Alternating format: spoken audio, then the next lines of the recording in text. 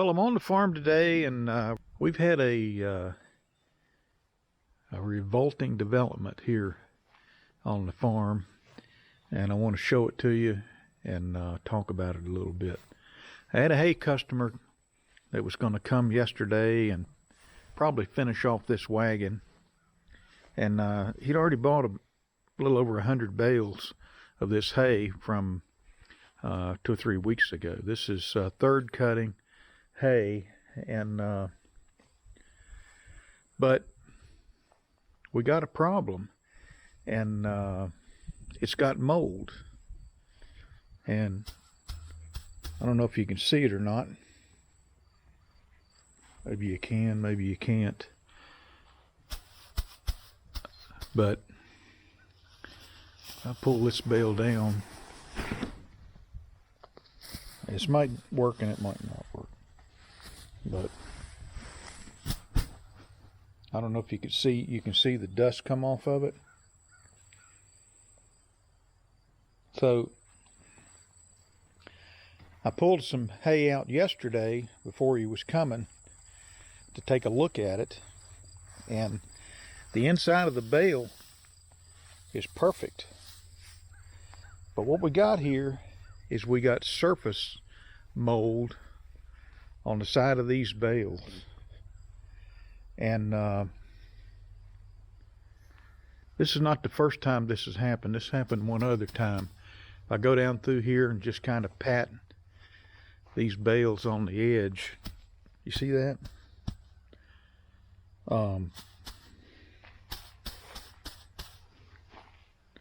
So what's going on is, when we had Hurricane Helene, we had high humidity, obviously, and torrential rains. Now, this barn did not get flooded, and these wagons are well out of the way of any moisture that blows in. But what happens is, when the hay's super dry, you see that? When the hay is super dry, it's like a piece of paper. And if you get a lot of humidity, you know, a piece of paper will draw the moisture and curl up a little bit sometimes. But what happens, and this happened in their old barn, it's been a number of years ago, but the humidity gets so high, and the whole place is literally enveloped by fog, and I'm sure it's inside this barn too, but just the total humidity in the air, near 100%. This hay was baled between 9 and 12% humidity, and so what's happened is the dry hay has wicked up moisture, and then that moisture is turned to mold on the surface of the bale. So truly a revolting development, because this was some top dollar hay. This is some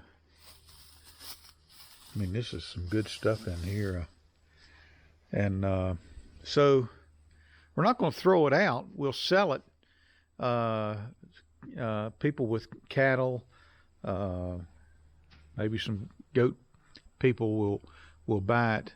We'll mark it down as if it was, full of weeds and trash.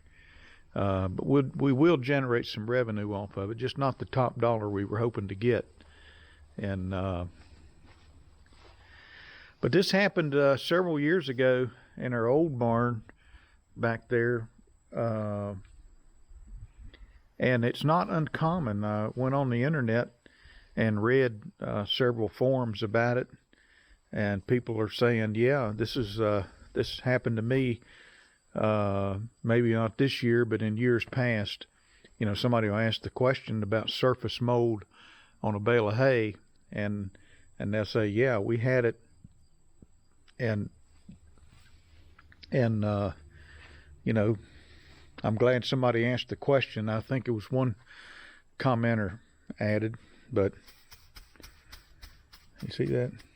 That's not good at all.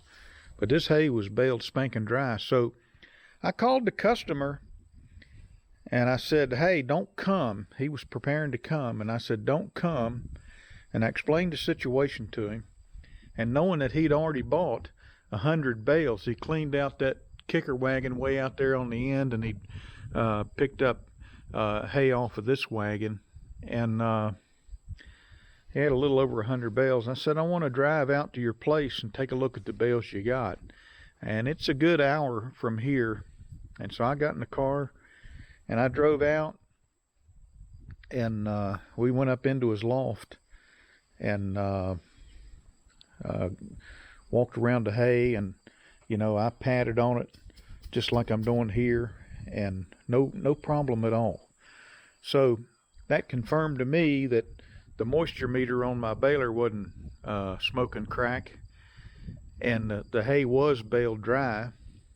There's no caramelizing going on, but there was zero dust coming off of his bales. They looked tremendous. And so sometimes this is the life of the haymaker. And I hate it that we didn't get this hay out of here. And some of this is on me because I had a customer that wanted hay, and they're a repeat customer, and I told them I'd hold it. But what I got to do now is hope I can get that fourth cutting off of our east field and fill that order, and fill the order for the customer that was going to come yesterday. In the meantime, the price of this stuff is slashed in half, so I can move it out. But like I said, a revolting development. And as we go into 2025, as we put 24 in our rearview mirror, I've said before, we're not holding hay anymore, except for a couple of people. And I'm going to even push them to come get the hay, because I believe if this hay was sitting in somebody else's barn, it may not have dusted up like that. So that's the